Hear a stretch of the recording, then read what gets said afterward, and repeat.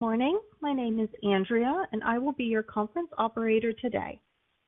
At this time, I would like to welcome everyone to Novanta Incorporated's second quarter 2025 earnings call. All lines have been placed on mute to prevent any background noise. After the speaker's remarks, there will be a question and answer session. To ask a question, you may press star then one on your touch-tone phone. To withdraw your question, please press star then two. Please note this event is being recorded. I would now like to turn the conference over to Ray Nash, Corporate Finance Leader for Novanta. Please go ahead. Thank you very much.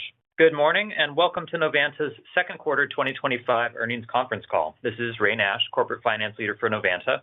With me on today's call is our Chair and Chief Executive Officer, Matthijs Glastra, and our Chief Financial Officer, Robert Buckley.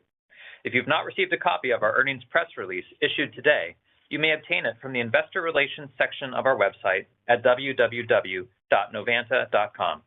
Please note this call is being webcast live and will be archived on our website shortly after the call. Before we begin, we need to remind everyone of the safe harbor for forward-looking statements that we've outlined in our earnings press release issued earlier today, and also those in our SEC filings. We may make some comments today, both in our prepared remarks and in our responses to questions that may include forward-looking statements. These involve inherent assumptions with known and unknown risks and other factors that could cause our future results to differ materially from our current expectations. Any forward-looking statements made today represent our views only as of this time. We disclaim any obligation to update forward-looking statements in the future, even if our estimates change. So you should not rely on any of these forward-looking statements as representing our views as of any time after this call. During this call, we will be referring to certain non-GAAP financial measures. A reconciliation of such non-GAAP financial measures to the most directly comparable GAAP measures is available as an attachment to our earnings press release.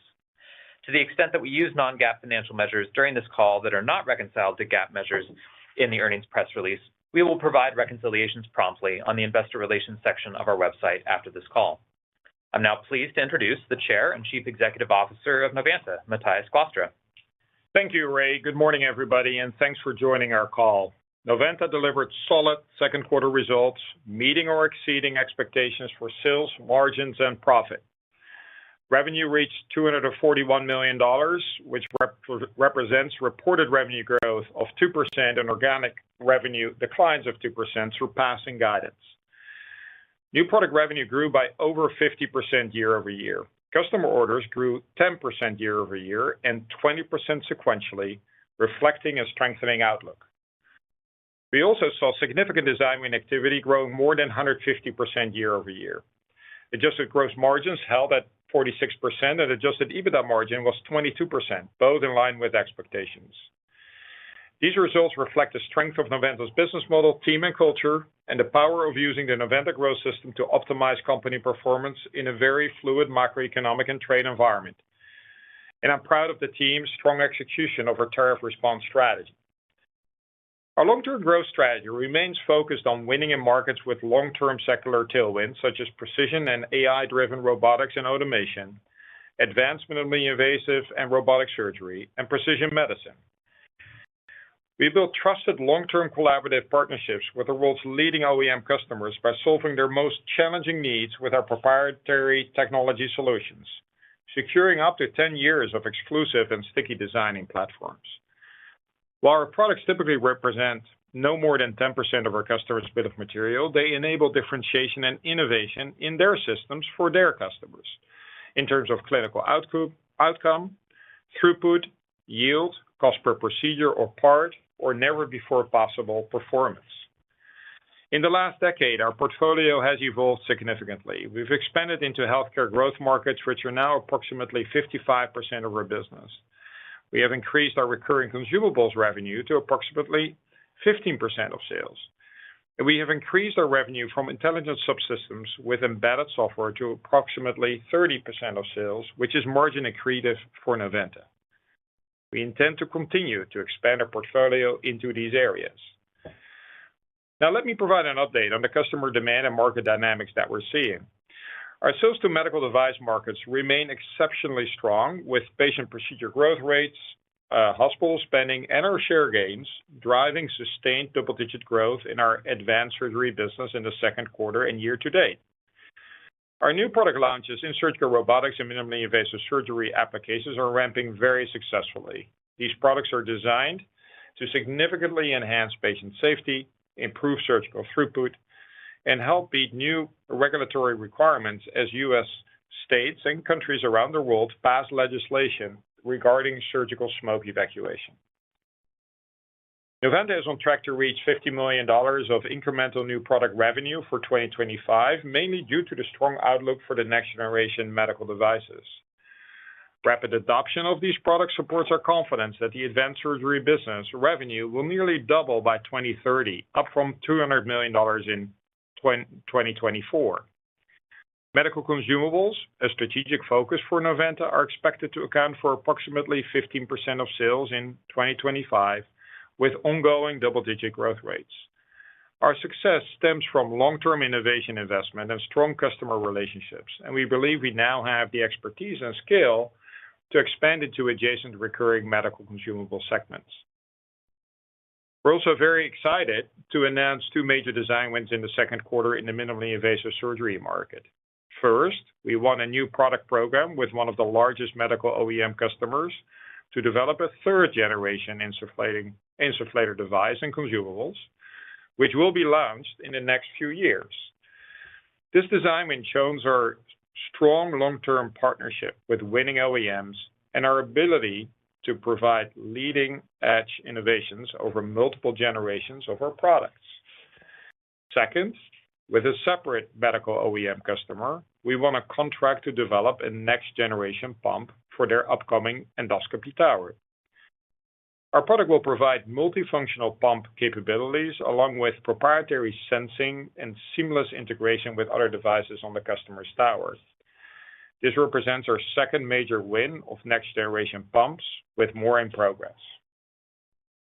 Moving on, our robotics and automation applications continue to see strong demand despite the global trade disruptions, as evidenced by the strong double-digit revenue growth in the second quarter. Growth in this business is driven by demand for our products that support physical AI applications such as warehouse automation, precision robotics, and humanoids. We expect sales into these applications to double in 2026 versus 2025, and then to double again in 2027. We believe these physical AI applications represent an incremental $1 billion addressable market for Novanta by 2030. To that point, we're excited to announce a significant contract signed in July with a leading e-commerce and warehouse robotics company. This represents a $50 million revenue opportunity over the next 3 years. Because of the timing, this design win will be included in our third quarter metrics, and revenue will start in 2026. Taking a step back, the warehouse automation space is booming because of AI, labor shortages, and latest advancements in physical AI sensor technologies. As a result, leading OEM players are aggressively deploying high-conviction use cases. Novanta's proprietary technology offers precise touch and safe movement for robots, enabling smarter, faster, and more efficient goods handling, critical capabilities for more modern warehouse operations. I'm also pleased to share progress in humanoid robotics. This emerging field is in early development, and we're collaborating with over 10 leading humanoid players across North America and Europe. We're working with these players on multiple slots with significant content. We hope to announce specific design wins in the future as this market matures and these players finalize their product architectures. The same unique Novanta sensing and servo drive capabilities that are used in warehouse automation and surgical robotics are also relevant in humanoids. So we have a competitive advantage with platform technologies relevant for multiple physical AI robotics applications. This advantage has been built up over years with our growth playbook, consistent investment in innovation, combined with in-depth application know-how, targeted acquisitions, and customer intimacy. Turning to other markets, sales to industrial capital equipment saw declines year over year. This market is mainly served by our precision manufacturing business, which was affected by the impact of trade disruptions on customer demand, particularly in China. However, revenue has now stabilized at this lower level, and bookings are rising at double-digit pace both year over year and sequentially, as customer inventories are mostly depleted and visibility improves. Coupled with the new design wins more than doubling year-over-year for the second consecutive quarter, this positions us well for sequential revenue growth through the second half of 2025 and beyond. We're gaining traction in additive manufacturing for medical and aerospace applications and applications supporting AI investments like advanced packaging and on-device AI computing, which demand extreme precision, throughput, and miniaturizations, areas where Novanta ScanHead subsystems excel. Also, as supply chains regionalize, we see growth opportunities in new markets such as India, where we are expanding our commercial presence and have had recent success winning new customers. Next, in advanced semiconductor applications, in the near term, this market continues to show mixed signals, but appears to be in the early phases of an upcycle, albeit at a slow pace. Our short-cycle sales are still strong on the back of capacity build-out for new data centers and other AI-related infrastructure. As for our new content in deep UV and EUV applications, we're shipping small amounts of early units, and we will be ramping up as our customer ramps in the marketplace. We're designed in on an exclusive basis with this new content, and we expect significant sales growth over the next few years. Finally, speaking to life science equipment markets, which is mainly served by our precision medicine business, this area saw a year-over-year decline caused by weak end market dynamics, including further disruptions at the US NIH and FDA, weak biotech funding, cutbacks in pharma capex, and trade disruptions. Due to these market disruptions, we're starting to see customers accelerate a replacement cycle away from barcoding and older instruments as they focus their new product development on more advanced technologies such as RFID and machine vision. Over the last 2 years, we've been aggressively shifting our product offering into these new technologies. For RFID, we feel that with the Keonn acquisition, we've successfully positioned ourselves at the leading edge of new RFID solutions offerings. And as for machine vision, we're happy to announce that in the second quarter, we entered into a new commercial partnership with a global leader in machine vision technologies to sell their embedded machine vision to OEM customers in the life sciences sectors.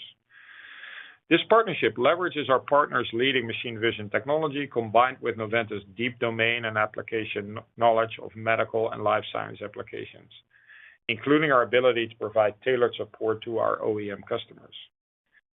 And so while the recent decline in revenue has been more than expected, we were encouraged to see our precision medicine business grow double digits sequentially in the second quarter, largely because of our accelerated transition to these more advanced technologies.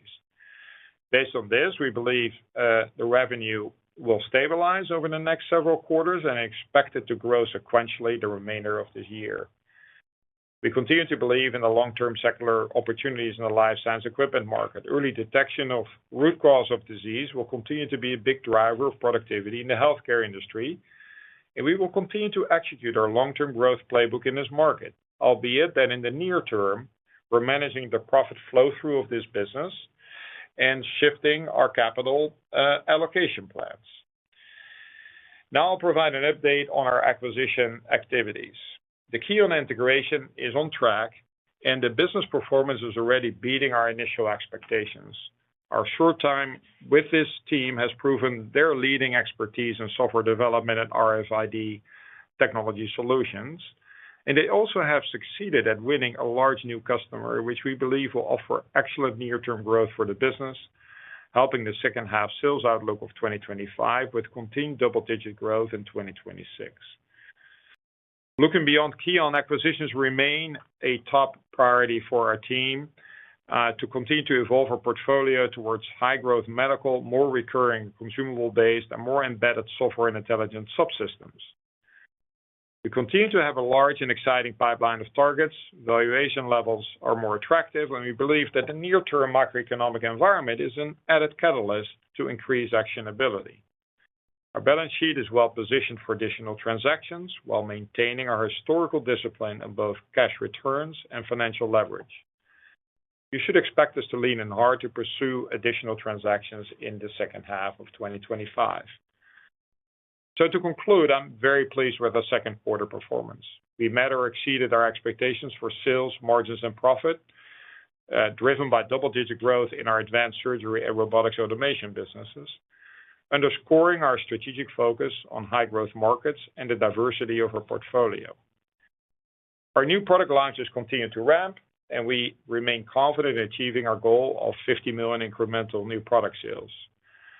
We also had 10% year-over-year growth in bookings, which, combined with the new product ramp, sets us up for steadily increasing sequential growth in 2025.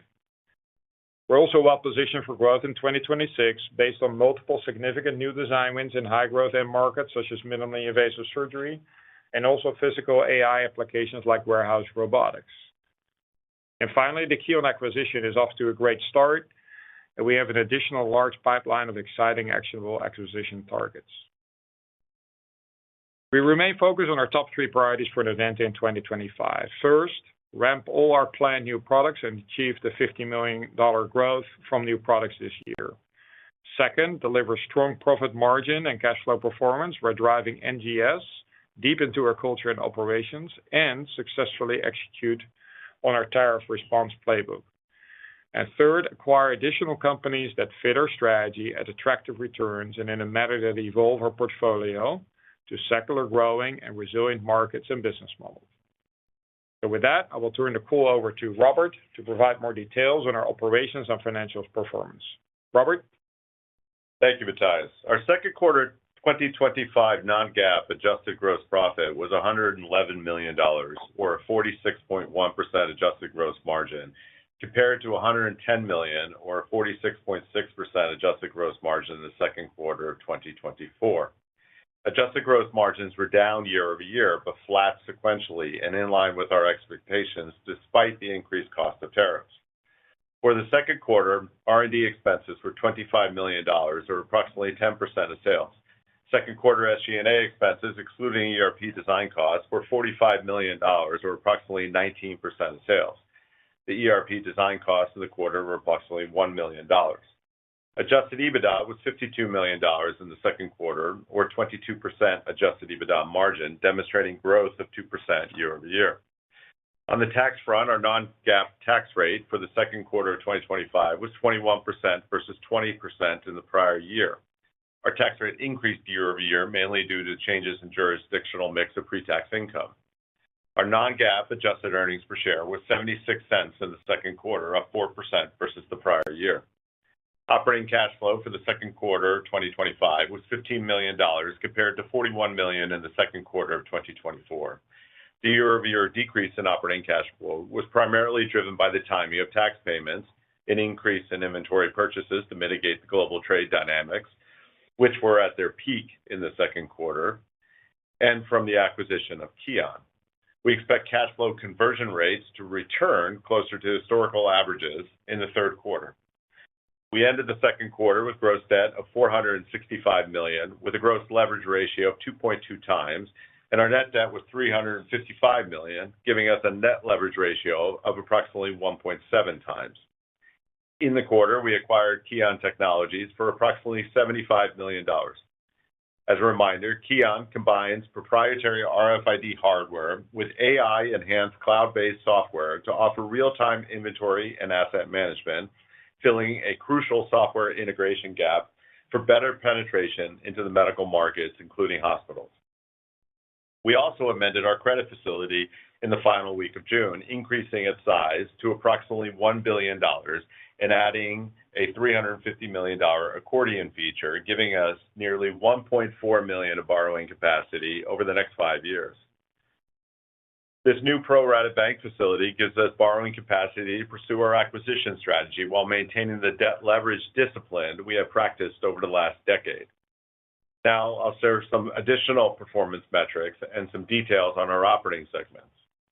For the second quarter, Novanta had a 10% growth year-over-year in bookings and 20% growth sequentially, and a book-to-bill ratio of 1.02, reflecting strengthening backlog and a strengthening outlook.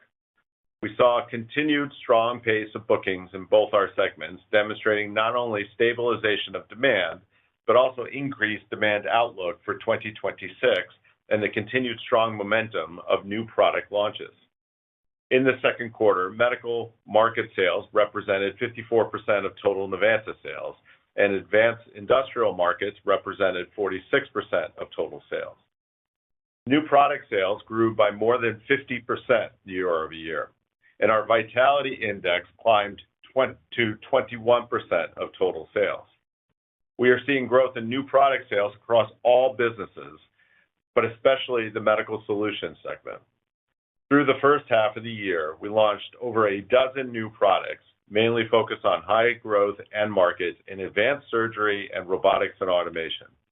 Also in the quarter, as we mentioned, we saw excellent design win activity, with the company-wide design wins growing over 150% year-over-year.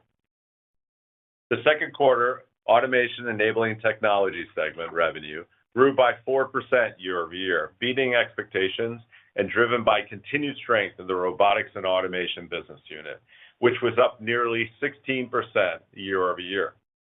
The book-to-bill in this segment was 1.05, and bookings were up 8% year-over-year and 17% sequentially, giving us improving customer visibility.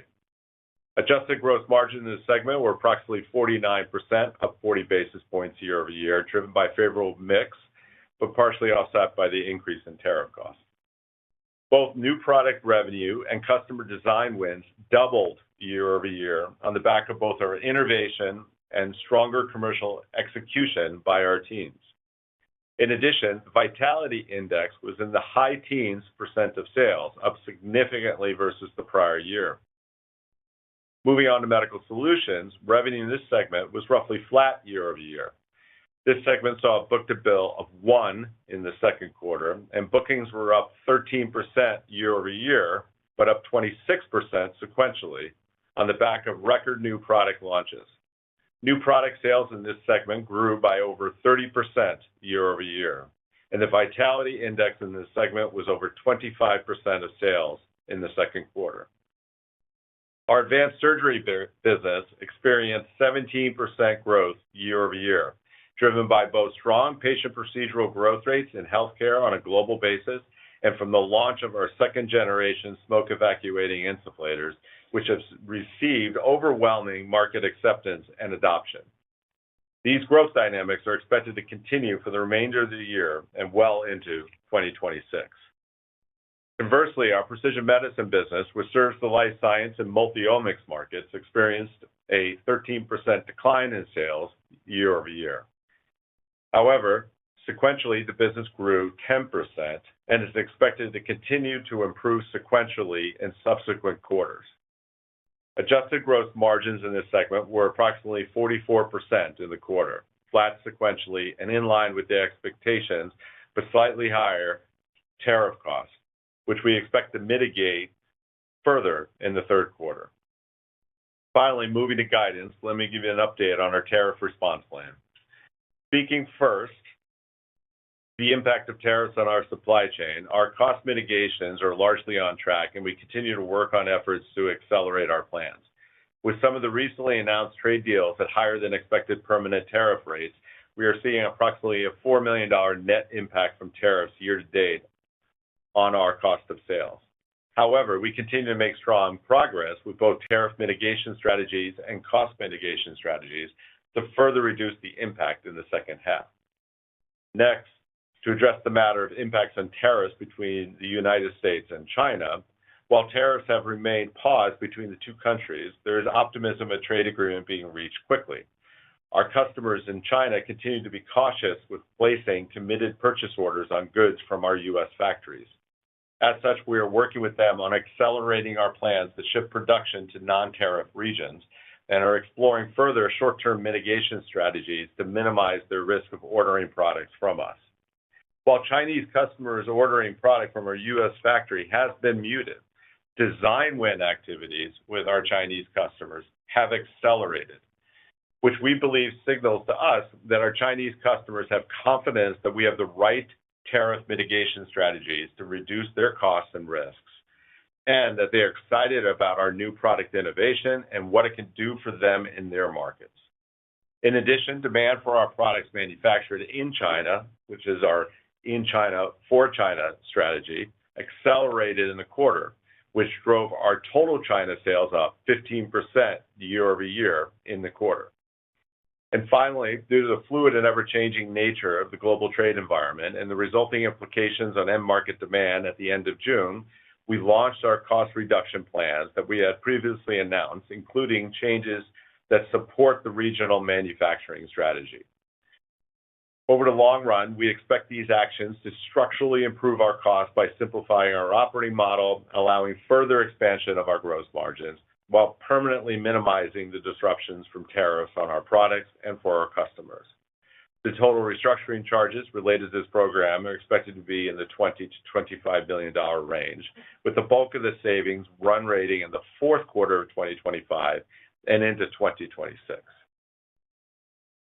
Novanta is committed to deliver sequential revenue and profit growth driven by our innovation pipeline, robust customer demand in secular growth markets, and operational discipline, including our cost reduction efforts and the regional manufacturing strategy.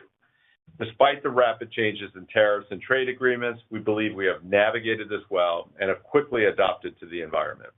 After several years of investing heavily in R&D to deliver breakthrough innovations to our customers, the results of those efforts are materializing in our financials, in our design wins, and in our new product revenue. And with a stabilizing demand environment, as evident by our bookings growth, we believe we are well positioned to accelerate our organic growth initiatives further when the macroeconomic tailwinds improve. While trade dynamics could further disrupt our outlook, increased visibility from our customers is giving us confidence to reissue full-year guidance, albeit with some caution. As such, we now expect full-year 2025 GAAP revenue to be approximately $970 million to $985 million, which represents overall revenue growth of 2% to 4%. For adjusted gross margins, we expect to achieve approximately 46%. This outlook includes the cumulative impact of expected tariff costs and the associated temporary redundancy in costs from our regional manufacturing strategy. Excluding those extra costs, we would be on track to achieving our goal of 100 basis points of gross margin expansion this year. This resilient margin performance is thanks to the Novanta Growth System, the business system that is allowing us to maintain our financial commitments despite the cost headwinds. We expect R&D and SG&A expenses for the full year to be approximately 28% of sales, or between $274 million and $278 million. This guidance excludes expected costs associated with the design and planning phase of a standard ERP system, which is scheduled for a phased deployment starting in 2026 and taking place over multiple years, further supporting our footprint consolidation and our regional manufacturing strategy.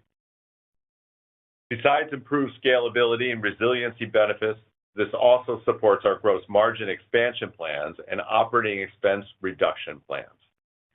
Depreciation expense should be approximately $16 million for the full year. Stock compensation expense should be approximately $37 million for the full year, which includes the change in incentive compensation plans, which we made for all our incentive-based employees, aligning them tightly with our strategy, driving strong employment engagement, and aggressively driving shareholder value, while also reducing near-term cash needs.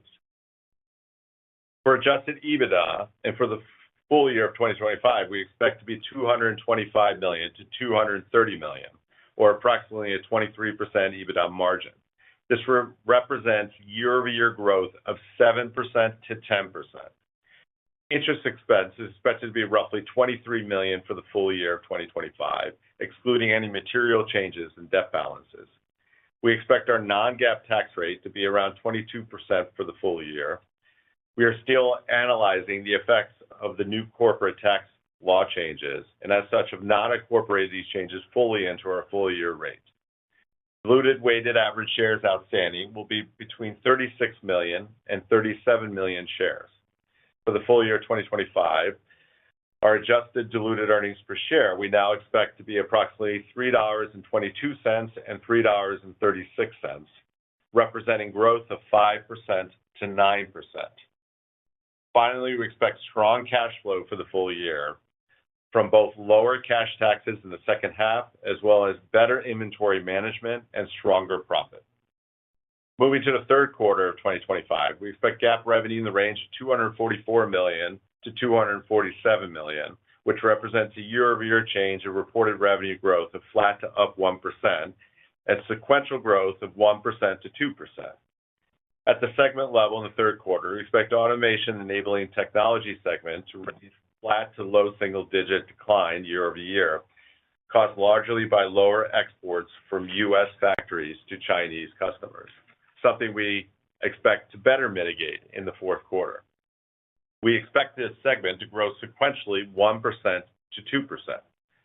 Our Medical Solutions segment is expected to demonstrate mid-single-digit growth year-over-year and up sequentially approximately 3% from continued strength in advanced surgery at growth rates comparable to those demonstrated in the second quarter and from a sequentially improving precision medicine business. Moving on to adjusted gross margin for the third quarter, we expect to be at nearly 46%. This outlook includes the cumulative impact of expected announced tariffs, as well as some near-term redundancy and costs from our regional manufacturing strategy, which we expect to overcome in the fourth quarter. We expect R&D and SG&A expenses in the third quarter to be approximately $68 million to $69 million. Similar to our full-year guidance, we have excluded expected costs associated with design and planning phase of our standard ERP system. Depreciation expense, which is approximately $4 million in the second quarter, will be similar into the third quarter. Stock compensation expense was $7.5 million in the second quarter, will be nearly $11 million in the third quarter. This increase in quarterly stock compensation expense is driven by both the retention and incentive equity awards associated with the Keonn transaction, as well as the in-quarter impact of the change of incentive compensation plans, which we discussed earlier. For adjusted EBITDA for the third quarter, we expect a range of $57 million to $60 million. Interest expense, which was $6 million in the second quarter, will be similar in the third quarter, and we expect our non-GAAP tax rate to be around 22%. For adjusted earnings per share, we expect a range of 78 cents to 85 cents for the third quarter. Finally, we expect third quarter cash flows to rebound versus the second quarter and return to a cash conversion rate closer to the historical averages we have demonstrated. This updated outlook considers our latest view of the end markets, the continued successes of our new product launches, foreign exchange rates based on the second quarter, and the signed trade agreements between the U.S. and its trading partners as of July month end. However, in this environment, the dynamics of both trade and foreign exchange, as well as government-sponsored funding and regulatory disruptions, is ever evolving and therefore subject to change. But we continue to have confidence in our ability to navigate these dynamics and adapt quickly. And finally, with improvements to both our core business and long-term visibility to customer demand, along with a strong balance sheet and strong credit facility, we are well positioned to accelerate our acquisition pipeline with more meaningful and impactful acquisitions. Given our current acquisition pipeline, we feel confident in executing a transaction by year-end. In summary, we are confident in the fundamentals of our business, the long-term strategy, and our business model remains intact. We are excited about our new customer wins and the success of new product launches. We continue to make strong progress in high-growth markets, particularly in medical markets and physical AI robotic markets. As a company, we remain focused on controlling what we can control and executing with excellence on our strategy and top priorities, no matter what the market environment brings. This concludes our prepared remarks. We'll now open the call up for questions. We will now begin the question and answer session. To ask a question, you may press star, then one on your touch-tone phone. If you are using a speakerphone, please pick up your handset before pressing the keys. To withdraw your question, please press star, then two. And our first question will come from Lee Jagoda of CJS Securities. Please go ahead. Hey, good morning, guys. Morning, Lee. I guess, Robert, just to start, can you break down your revenue guidance, and you can use the midpoint, I guess, in terms of growth from Keon, the impact of FX, and then the true organic growth underlying? It's for the second half or for the full year? Full year is full year or second half, either one or both. Okay. Well, for the full year, the reported on an organic basis, it would likely be down 1% to up 1%, somewhere in that range. And then what's the FX implied impact or benefit? The same FX impact that we have in the second quarter, so we just carried that forward for the full year. Got it. So the delta is really the Keon acquisition. Gotcha. Which is, perfect. To be fair, has done significantly better than expected. Got it. And then hearing all the color around the new products over the next several years was really good and interesting earlier. Given you kind of have pretty good visibility about your product roadmap, what do you think are the biggest drivers of organic growth in 2026 in terms of the new products, independent of whatever the market's going to do? Yeah, hi, Lee. This is Matthijs. So basically a continuation of the advanced surgery product ramps, right? Because we are basically having the first year of ramps this year, and that will continue to expand. So that's one. Secondly, the physical AI, so basically the AI-enabled robotics market, so warehouse automation. You heard us comment about a $50 million contract, what we've won there, where we see rapid deployment of robotics in advanced warehouse automation applications. And these robots need a sense of touch and a sense of fast and safe movement, and we have unique capabilities to help in that application. And third, we see, let's say, related applications. Humanoids still will be small, but what we commented on is that the overarching industrial physical AI applications will double in 26 versus 25, and then again double again, be it from a small base, but that kind of tells you that we're growing. And then finally, we are seeing, let's say, very, very strong design wins that will start to ramp. Yeah, so at the company level, 150% year over year. Now, they won't all ramp in 26 fully, but they will start to ramp, and that's a visibility we have. Again, a wide variety of applications. I commented on, let's say, additive manufacturing driven by aerospace and medical. What you see is that, of course, with the whole tariff and trade environment, people want to produce locally, and actually additive manufacturing is a very good way to do that. And so we're seeing some significant traction there, and we've won some business, some significant business there.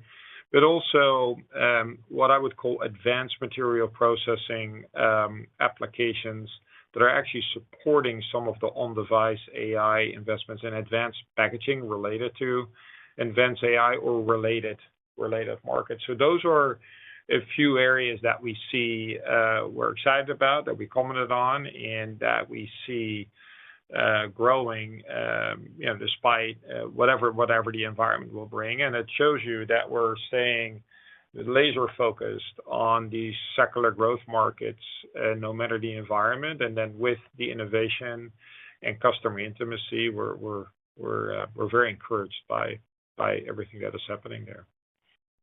And then within Ray, life sciences. One thing I'd add there. Yeah. Sorry. Yeah, go ahead. Sorry, Lee. Go ahead.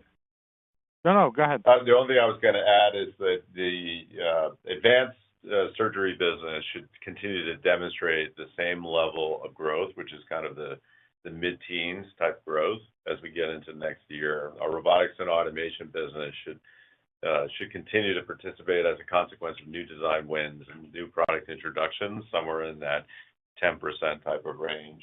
And then if you just factor in that you're not going to see the same level of declines in our industrial or precision manufacturing business, nor the precision medicine business, that would give you a pretty good indicator of what 2026 is going to look like. Well, and that's sort of where I was going to go next. So in industrial and precision medicine, it sounds like you're seeing certainly some signs of improvement in the industrial and maybe, at a minimum bouncing along the bottom in life sciences. So I guess, have we seen the low point for the year in your mind in those two areas? And sitting here today, are we looking at sort of a flattish 2026 for those end markets, or could they still decline further? Well, based on what we see today, and again, you never know with, of course, the trade changes, but based on what we see today, based on the bookings and the customer outlook, which is actually improving, right? Customer inventories on the industrial side have been depleted. And so we see 2026 backlog actually building on the industrial side, and we see the business sequentially improving in the second half of the year. So based on that, we see that business has reached its bottom and then sequentially improving from here.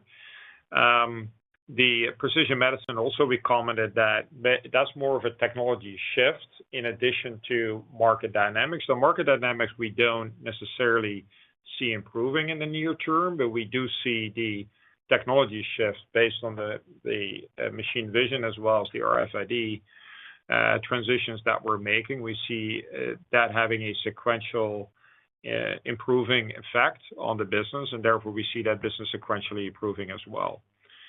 So yes, and then the outlook for life science is a little bit unclear, but what we do is we just focus on what we can control, which is those new technologies, as well as we're aggressively managing profit flow through, as well as capital allocation, of course, to these areas that have really strong tailwinds like physical AI, advanced surgery. Perfect. I'll hop back in queue. Thanks. Thanks, Lee. The next question comes from Brian Drab of William Blair. Please go ahead. Hi, thanks. First, Robert, you touched on China and tariffs. Did you say specifically status of, did you talk about it in the same context about the $35 million that was held up, and is that still 35 at risk for the year? Yeah, the $35 million is factored into our guidance right now, so we haven't assumed that we're going to recover that yet. So I would take, that's where we issue the guidance that I made a comment around with some caution. So we're not seeing the order behavior yet from our customers in the second quarter. And as we enter the month of August, the same holds true. And that's largely just because of the uncertainty with how those tariffs would unfold. So when you're ordering product from a U.S. factory with a 90-day lead time, they can get themselves stuck in a position on a non-cancelable purchase order where they'll be importing at an unknown expense to them because they don't know what the tariff cost is going to be. Now, that being said, what I see as an offset is the local, first and foremost, we're growing in China for China. So that strategy, which represents 50% of our sales into overall exposure of China sales, is growing. And as a consequence, we saw total China sales up 15% year over year. So despite missing that, we still got some impressive growth happening. And then second, the design win activities with our Chinese customers did accelerate. So we are seeing signals from them to design our technology into new products, which effectively you would not do if you thought the situation was going to be permanent. So effectively, our strategy of how we're going to mitigate tariffs is being well received by our customers, and they're being as patient as they can until we get those fully implemented. So now, could we get that turned around by the fourth quarter? Yes, it's possible. Not third quarter, but definitely by the fourth quarter. It's possible to get that rectified and start clawing back some of that revenue, but we haven't factored that in at this time until we have better visibility around the execution of that plan. Yeah, and of Okay, course, thanks. it's driven, Brian, by the transfer of manufacturing, right? So our customers, we've shared those plans. They're confident in our plans. That's why the design wins are continuing. And of course, the actual transfers are starting to happen in the fourth quarter, which is really the mitigation, right? So then it really depends how quickly can you rectify and ramp from there. Yeah, but structurally, we're addressing it. It's really a timing issue that we're working through. Understood. Are those design wins in China medical, industrial, robotic surgery? Did you say? But mostly industrial. Mostly industrial and robotics. So our robotics and automation business, of course, Matthias went into some details around that. There's a lot of new products launched around that, but we're also seeing, nice design win activities in our precision manufacturing business. Okay. Can you say if any of that was humanoids? We've mentioned 10 humanoids vendors or customers that we have. We're very specific in the language saying that they were U.S. and European exposure. So I would say the bulk of our humanoid exposure today is in the U.S. and European markets. We'd be reluctant to say that, there's anything in China at this point in junction. Yeah, and some, but not a lot, I would just say. And then, and we're not banking on that, but there are other precision robotics markets, both surgical as well as kind of adjacent to warehouse automation that are getting traction and where we feel we got a very good offering. So. Okay, thanks. And then just one more for now, I guess. Can you talk a little bit more about maybe the specific use case within the warehouse for the warehouse robotics win, and what type of technology are you winning with? Like, is it force torque or servo drives, the haptic? And then I've got one more piece to this question. Could this be much bigger than $50 million down the road? Yeah. So thanks, Brian. Let me kind of try to parse that out. So first and foremost, what you see is that vision alone will not do the trick in these really advanced warehouse automation markets where you're gonna almost process goods faster than humans.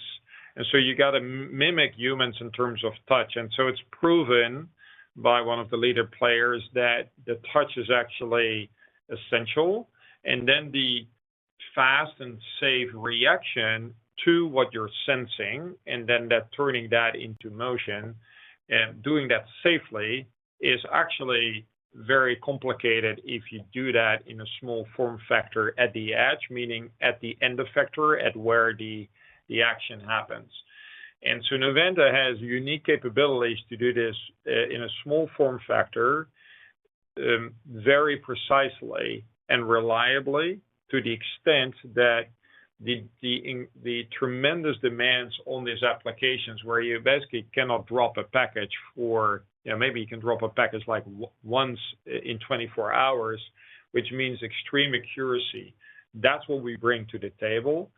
And that then provides that high conviction of these warehouse automation players to start deploying this, because now it's actually possible to replace humans. So that is what that is. Of course, there is a massive amount of capital that is being deployed. That's all public. So what we like about it is, of course, the use case is there. It's proven in the warehouses. The capital is there, and so it will be a multi-year deployment cycle. We've commented on, and us, we're kind of conservative. We only will quote things that we have won and that we've contract signed. So that's the $50 million. I do believe, and we do believe, that down the line, if you combine all these physical AI applications and you look at the served available market for us, based on conservative estimates, that's about $1 billion market in 2030. And, we're aiming, of course, to get a decent chunk of that. So so we think it's a sizable opportunity down the line. We're allocating and deploying resources aggressively. to both ramp and continue our new product innovations, which we feel are leading in the industry. So that is force-torque sensing, that is servo drives, but it's also including encoders, let's say, all in a subsystem package that works in the different use cases for these OEM players, and whether it's warehouse automation or humanoids or related applications, right? These robots don't necessarily have to stand on 2 feet. That's maybe the last thing I will say. You see a lot of application-specific related applications that, you see robots on wheels, or you see them fixed in a location, but doing very similar smart tasks. So Okay, hopefully that answers the question. Yeah, that was really interesting, and congrats on the warehouse win and all the other wins you announced this quarter. Thanks. Thanks, Brent. The next question comes from Rob Mason of Baird. Please go ahead. Good morning. Maybe just Morning, to follow on your last response, Matthias, when you were talking about the entire package of your offering into this market, force torque and servo drives and encoders, was that the case for this particular warehouse automation contract, or was that just force torque because you mainly were referencing sensing? Well, it's the sensing and the reaction. So it has both the servo drives as well as the sensing capabilities. And again, we're commenting on this one player, but we've won multiple warehouse automation design wins that are a bit smaller than this, where we use basically the whole gamut of the different capabilities. And it depends a little bit on the player, how much of one versus the other is being used. But I would say holistically, it's true that both in warehouse automation and humanoids, as well as surgical robotics, actually these capabilities are getting more important going forward.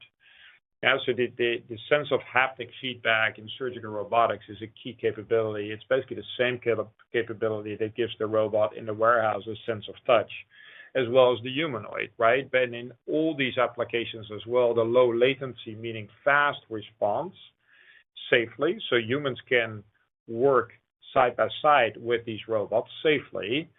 Embedded safely is not trivial, and we do that embedded into our servo drives, which is unique at a very small form factor, super precise, very high power density, which means that small form factor, yes, very powerful. So it's all these things combined makes us uniquely qualified for these applications. So the short answer is both capabilities are included in these applications. I see. And just as you've talked about kind of the ramp in these products in 26 and 27, are you needing to add additional capacity? Do you have current capacity to serve this? Yeah, no, we do. On the other hand, and I'm glad you asked this question, it's a unique example of how the Novanta Growth System can really help to increase capacity very efficiently. So we just completed a Kaizen with over 20 people, and just cutting lead times down by a factor of 3, increasing capacity by a factor of 4 to 5 without adding major capacity. And now down the line, we see this ramp growing beyond that. And there, yes, we will have to automate and, eat our own dog food, so to speak, right? Put automation in our lines to kind of get to these really high volumes. So the answer is yes, and we're using the Novanta Growth System to do this efficiently and reliably. I see. Maybe just last question. One of the end markets you touched on, you said was mixed, was around the semiconductor electronics area. I'm just curious. I mean, we have seen, really over the past year, I guess, some pushes to the right in that industry. How does that factor into your second half guide, around new products, whether that, gets into the lithography space you're talking about? I'm just curious if you've had to shuffle some of the plans again around that? Yeah, I would say that, any sort of risk associated with those applications has been factored into our second half guidance, as well as the before-mentioned China situation, where we are not anticipating that revenue in our guidance to come back. Although, that's looking more and more possible as we get, in particular, as we start to look at Q4. We are shipping units into those applications in the fourth quarter, so there are some units going out. They're not at the volumes that we were hoping for before, but we feel very good because we're still designed in on a sole source basis into those applications. We've doubled the content that we've had from a per unit basis than we've had in prior periods. And then we have some backward compatibility with some of our technology. So we feel very good that we have the right technology, the right application positioned on a sole source basis that's positioned for growth. We're just waiting, anticipating as that market works through some dynamics to allow those shipments to really ramp up to the volumes that we're hoping for and that have been communicated. I see. Very good. Thank you. Yep. Thanks, Rob. This concludes our question and answer session. I would like to turn the conference back over to Mr. Matthias Glastra for any closing remarks. Thank you, operator, and thank you, everyone, for your questions. In closing, as always, I would like to thank our customers, our shareholders, and especially our dedicated employees for their ongoing support. We appreciate your interest in the company, your participation in today's call. I look forward to joining all of you soon at our third quarter 2025 earnings call. Thank you very much. This call is now adjourned.